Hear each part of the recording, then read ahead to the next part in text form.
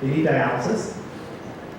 Kind of an unusual one, but appropriate, right, for the disaster.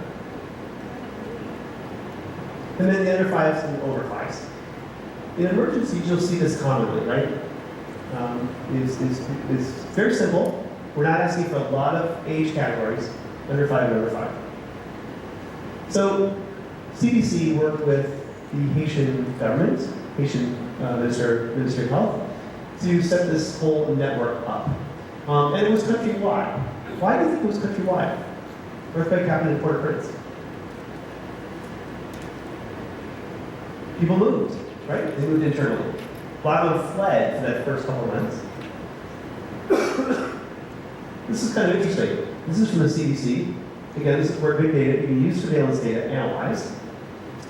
Right, the earthquake happened January 12th, I believe. And what do you see here? So we see these are injuries on the surveillance system farther from the epicenter, right?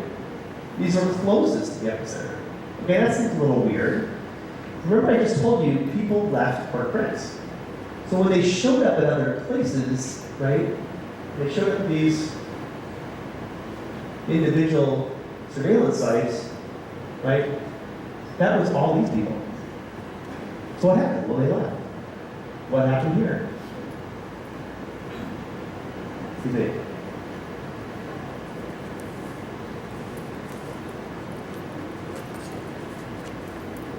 They actually started coming back. Now, I'm going to show you some other data that verifies that, too, okay? From cell phones.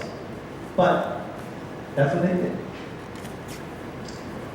Why were they coming back? Well, people want to come back to reclaim their assets. They want to rebuild their homes. They want to get their lives started again. Their work, because they're worried they need to repeat their stuff. And the humanitarian community actually is a big enterprise, right? So there's a lot of working opportunities, right, to rebuild. The international community was, good food for work and things like that. So it's actually, they can make some money too. These are the agencies. This was the system. I won't go into detail. Things they were tracking: 10 per mole, 140 claims. That's how it's broken down geographically. Cases were confirmed, right, on a regular basis. Sorry. So they looked at case fatality rate, incident rate, and infect rate.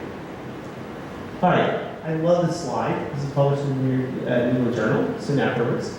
And what this is every day of cases for 2 years, right? So the epidemic started, cholera epidemic started in October 2010. This is after the earthquake. Sorry, this is cholera now we're switching to. We're running on to cholera. It's sort of like the no-fault joke. So this is every day, cases of cholera. This is cases greater than 5. This is less than 5. Okay. And then here we see the actual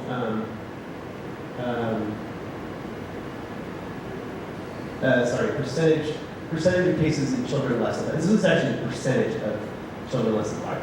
So this ratio here, this is a ratio that reflects that. Okay. So you can see at the beginning, right? This is, first of all, let's look at this. Kind of goes up and down like a roller coaster, right? Anybody ever seen a curve like that before? This is the beautiful thing about the slide. This is a propagating epidemic.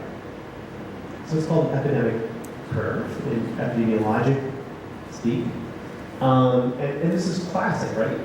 It gets better, then it hits another, non-immune population, it gets worse.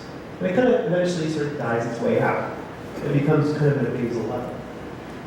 What's also cool about this is you can see the level of acuity, right? It's mostly adults here, initially, right? And then we get maybe higher percentages of under 5s. Now the absolute numbers are low, right?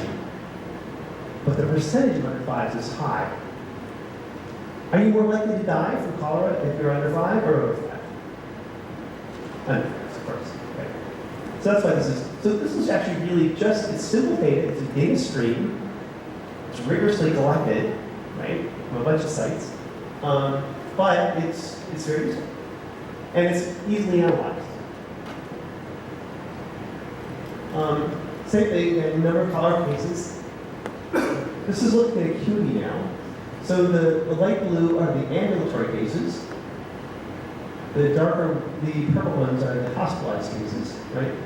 This is our 14-day rolling case fatality rate, right? And this is the total cumulative case fatality rate. Now, what's important about this is, does anybody know much about cholera and fatality rates? Is this a good cumulative fatality rate? It's really not very good. I mean, ideally, it would be way less than 1. Okay, so even though it's a good surveillance system, a lot of the NGO community responded to this and helped the Haitian government, especially MSF and others, right? It was still hard to get a handle on it. Even though the absolute numbers were going down, the acuity was actually still quite high. And people were dying, and probably shouldn't have been dying, right? And you can see the proportion of hospitalized, right, to ambulatory. It's actually quite high. So this is a pretty still lethal disease, even 2 years later in Haiti. So that's the beauty of surveillance.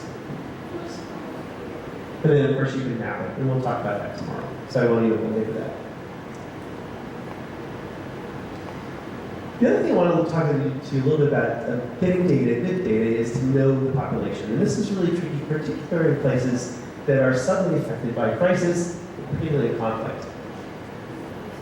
So we define populations demographically, geographically often, maybe by occupation, maybe by program participation, maybe by diagnosis. It depends on what you want, right?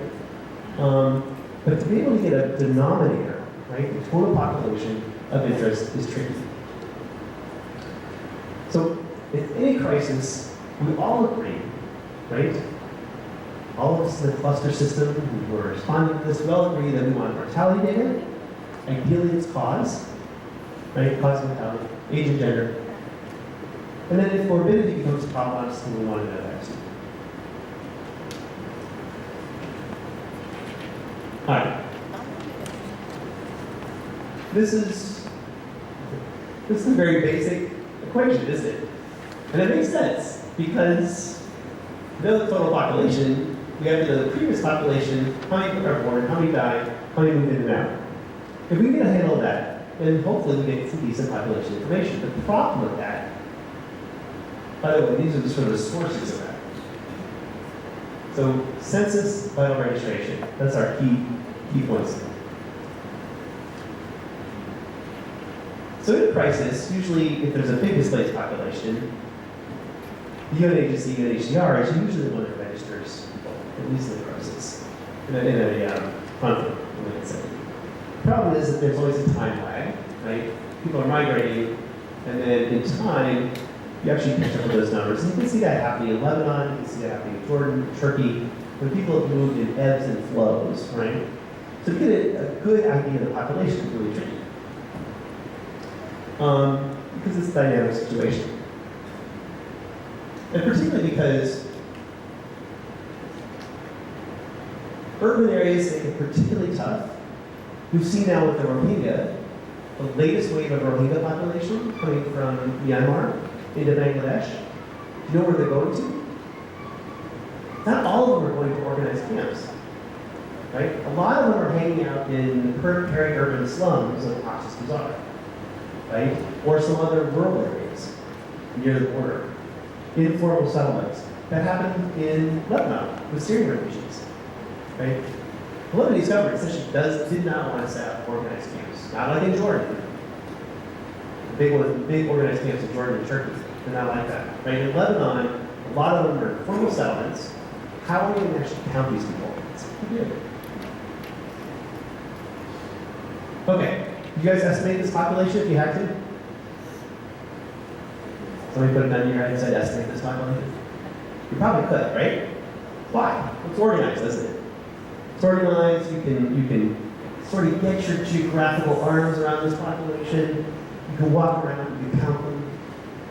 Nice and organized. So static populations are great. Why? Because there's typically some kind of vital registration system, recording their births, their deaths, registering when they come in, or reporting them when they go out, if it's fairly static. That system breaks down in a conflict. And a lot of times you don't actually can't record deaths because it happened outside of a hospital. Now, hospitals are typically the ones that record births and deaths. So that's kind of tricky to do.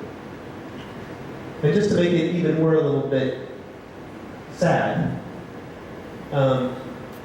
this is a fairly recent map of how well the world is covered with birth registration. Okay? Some of these shades of green are kind of close together, but under 50%. Right, a lot of sub-Saharan Africa, Pakistan, we get about 50-74% in India, second biggest country in the world. We're talking about being able to record accurately births, right? There's somewhere between a 50-74% coverage of recording births. Okay, so hopefully that's improved in the last 4 years, and here's deaths. Just as much. India sort of pops up there, Indonesia pops up there as being sort of low. So when populations are moving, that's where it gets challenging, of course. And populations don't move in or out in a linear fashion, right? They ebb and flow. The South Indian tsunami, right? Everybody remembers that, 2004 to 2005. Where did the people go? Along the coast of Sumatra. How do we know where they went? We know there were a bunch of villages. First, it's Banda Aceh, right in the top, biggest city. And then you've got a ton of villages around. How do you know where people went? Well, NGOs really don't have the capacity to figure this out sometimes. What helped us understand it was you start flying overhead and seeing all the fires up in the mountains. Okay? That's the way we figured it out. We knew where they went. And you start looking at actually the density of the fires to figure out some relative idea of population. Now, we still have to get people on the ground, still to verify that. But that's how we had to do it there. Okay? Very tricky. If you just take a picture with a satellite, okay, you see these structures, but maybe people are still there, you just don't know. So these are the limitations in looking at populations. There are gridded data sets. I'll go over this a little bit more, probably with you tomorrow, that are derived from satellite images. So this is looking at human settlements. These data sets are available, open source portal. The one I tend to like to use is Landscan. It's a US-based one. And I'll talk about those tomorrow. So, CSUN is out of Columbia University, has a nice data set as well. By the way, AfroPop and AsiaPop are now called WorldPop. Sorry, I should have updated that. All right. We're starting to see a lot of this, drones and unarmed vehicles. We can talk about that a bit tomorrow too when we talk about GIS. But it's a type of remote sensing. The other secretary mentioned LiDAR. That sounds very exciting, by the way. Look at flood zones. So, anyway, there's a lot to do, a lot to analyze. Okay. The other is big data from mobile cell phone sets. Again, this takes a lot of, this is tricky analysis because it's so vast. First of all, you got to get a hold of this data, right? This is usually held with private companies. And I think there's been, I don't know if Ben's going to talk to you about the Nepal one. There's some interesting data for the Nepal one, but I'll just show you the one after the Haiti earthquake. Maybe because we've been talking about it. Right? This is SIM cards before and after the Haiti earthquake. Now, the helpful part to do this is that in Haiti, it was essentially one cell phone company, Digicel. It held like over 80% of all the contracts. Right? And the other nice thing about it was that even though they lost a few cell phone towers, they were able to actually get some cell phone towers that were running the right way. So this is kind of real-time information. So let me just show you the good stuff. So this was a study that looked at, again, this was a big data analysis of a mobile phone data set of digicells. Here's where the earthquake happens. Now, what we see here is, we're looking before, this is kind of the usual pattern. Guess what? Everybody leaves. So this is the estimated population compared to earthquake day, right? So everybody was sort of, in Port-au-Prince. They leave for the holidays. They come back to Port-au-Prince. Oh, earthquake in January, right? Guess what? Everybody leaves, right? And remember, I just showed you that surveillance data on injuries. It kind of follows it, doesn't it? Everybody starts coming back. Well, maybe they leave for Easter, but then they come back. Okay? So it was interesting to show how this actually closely covered, right? Actual data. Or actual movement, sorry. So how do we verify that? Well, this was UNFPA's data, okay? These are the different departments, if you will, of Haiti. And you'll see that the mobile phone network data, right? These are the distribution of Port-au-Prince persons who left and returned to the city. And you'll see that it essentially follows the official number by UNFPA. And UNFPA was actually the best source of population data at the time. And I was in Port-au-Prince during this period. So that actually just shows you how useful, right, big data is. Now it's not, again, representative. And we'll talk about those kinds of quantitative data, but I think it's useful. Lots of data sources. Again, we've talked about some of these things, DHS and NYCS already. World Food Program is a great source of population data. Why? Distribution. People have to eat. That's right. Right. So they have all the big distribution lists, exactly. So again, some sources of population data. A little bit more. I'll leave this all with you guys, so don't feel you have to absorb it all now. Here's food and energy commodities. Again, FuseNet is wonderful because it actually also maps and uses geocoded data. It's also models, right? Potential places where there is impending drought and famine. So again, if you are just too excited about this, it's not sleep tonight, please go to these portals and take a look. It's there. After you look at all the Filipino ones. Filipino ones. We talked about CDAT already. UNHCR maintains a health information systems for most big refugee camps. It's called Twine. I'm not sure why that's the name of their software, but it is. So yeah.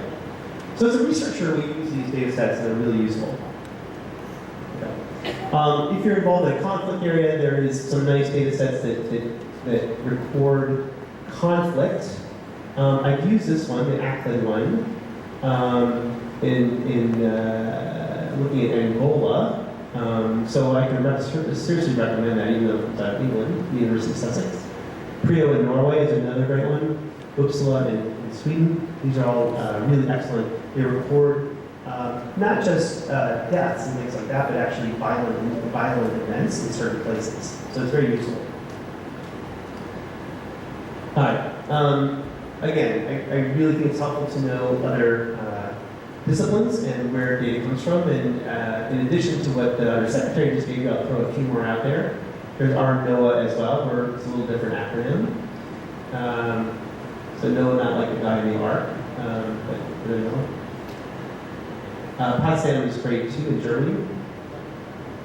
And these are centers, by the way, that provide a lot of data to the Intergovernmental Panel on Climate Change, right? And all their assessments. So, really good. I can give you a lot more on geospatial, and we'll talk more tomorrow. IMAP and street maps are very operational NGOs, right? You can do a lot of mapping on the fly in crisis. Some of the bigger data set. This is our National Geospatial Intelligence Agency in the U.S. But UNISAT, UNITAR is great. The UN has their own sort of satellite imagery portals. And these are some commercial ones, GeoEye and Digital Globe. And again, we'll talk a little bit about this tomorrow. We'll talk about geospatial and remote sensing. All right, let's move on to the surface. How are we doing time? We're going to I really think take a break in like 20 minutes. 20 minutes? Okay. 20 minutes, 20 minutes. You guys have been fantastic. So let's talk about actually the science of playing out the science of epidemiology and actually getting more data. We're getting more data that we can use to analyze with this other data, secondary data, maybe we see. Okay. So the idea of representative sampling or non-representative sampling, again, bringing evidence-based to what we do. So here's our population. They have needs. We all agree on certain outcome measures, whatever we're looking for, and maybe it is mortality. There's so many other things we look at, right? And we may look at it either qualitatively or quantitatively. Okay, sure. If we're looking at it qualitatively, we want to make some comment about the population, right? And we do that with quantitative. In quantitative language, we call it inferential. In other words, we can apply statistics to it, ideally, and have a firm grasp of how close we are to the true value within the population. If we're looking at mortality, right, we want to be able to put a number on it and put some kind of precision bracket around it. How likely are we to be fairly close to that, right? Okay. In qualitative, we can't quite do that. But we'll at least provide some explanation. And I'm going to go into a little more detail what I mean by this, but this sort of sets the stage for us.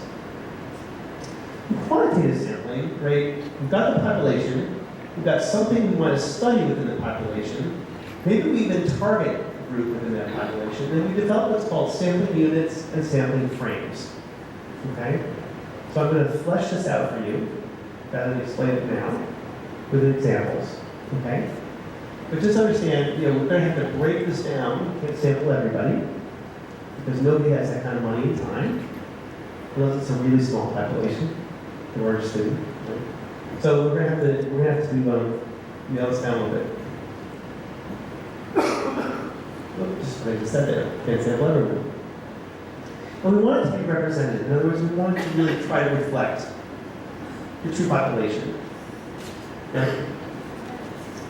Now, there's what's called non-probability-based and probability-based. Non-probability-based means we really can't say that it's representative exactly. We maybe can draw some conclusions. I'll give you an example of certain kinds of sampling. Everyone's heard of convenient sampling, I'm sure. Sorry. Or going after a certain population. Okay, and we'll leave these words up here for a second. And again, we'll talk about them. What I want to talk about before the break, though, more is probability-based. Sorry, I have to show the slide every time I'm going to talk on probability-based sampling. This is non-probability-based sampling, convenient sampling, right? And just for fun, I don't expect you guys to know this. My students are a little bit more strict with. Supposing you were working in the hygiene program within an NGO, right? So we've been working with the population, teaching them to wash their hands after they defecate, before they eat, okay, or to collect water. And because you're worried about the water quality at this water distribution point, this is in Kakuma Canyon, by the way. So that's what I did. I sat there and watched. Not that I was part of a hygiene program at all. But I was just curious, right? This water distribution is on for a couple hours every day. So everybody sort of comes and gets their water at that time. These are sort of the traditional jerry cans. You've heard of those. Typically they have a little bit longer necks. These longer necks have been shown to actually lower fecal contamination. Okay, so I want to see how well the population is doing with my hygiene program. So I'm going to sit here and observe. It's an observational study. In a sense, it's a convenient sample. It's not representative of everybody, is it? Not really, because I'm not randomly selecting them. But I am looking to see who shows up at this distribution point. Am I going to be upset with my progress? of running this hygiene program? Has the population learned what they need to learn? Does anything disturb you in that picture? This is just a fun. People.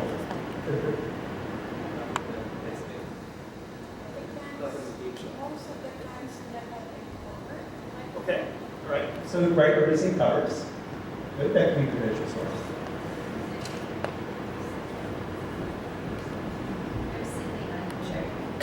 You're sitting on the cans, yep. Okay, good. Anything else? The most egregious thing is actually right in the middle.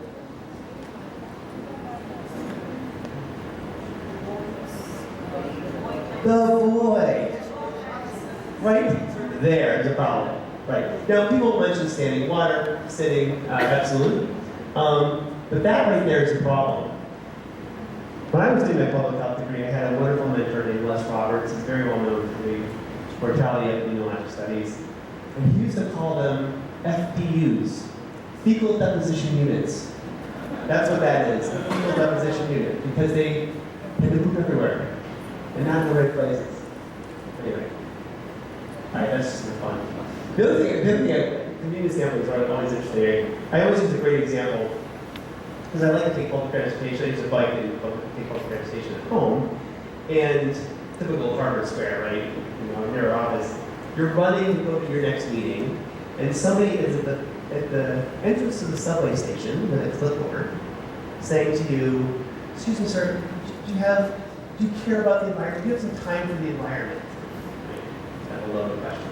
Now, I'm a really green person. I really am. I'm trying to keep my carbon footprint low. I care about the environment. I just don't have the time right now to answer your question, right? Just that clipboard of things. But I want to say to you, look, man, I'm walking into the subway. So I probably do care about the environment. That's convenience. A lot of bias, right? That's why it's not very representative. But it can be done. So I don't want to miss this one.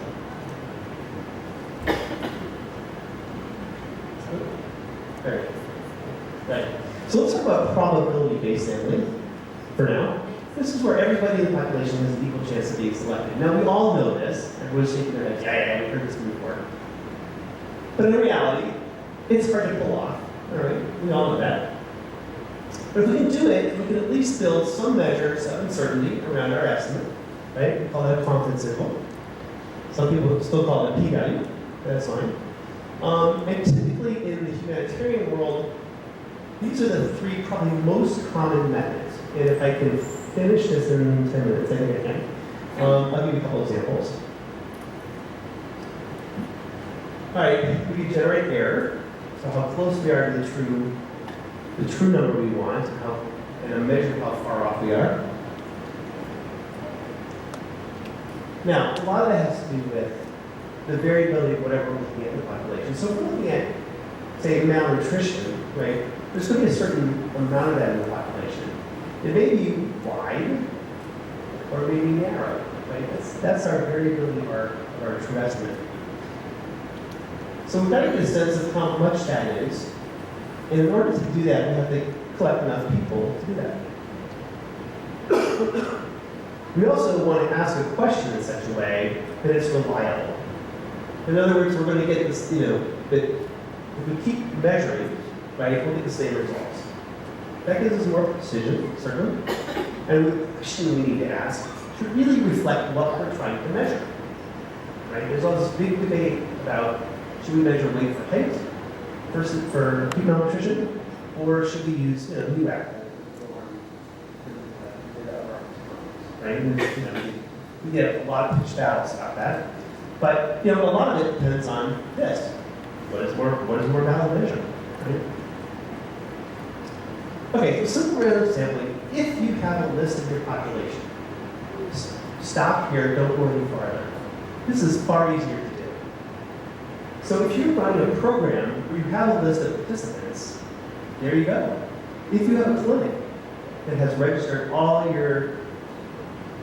women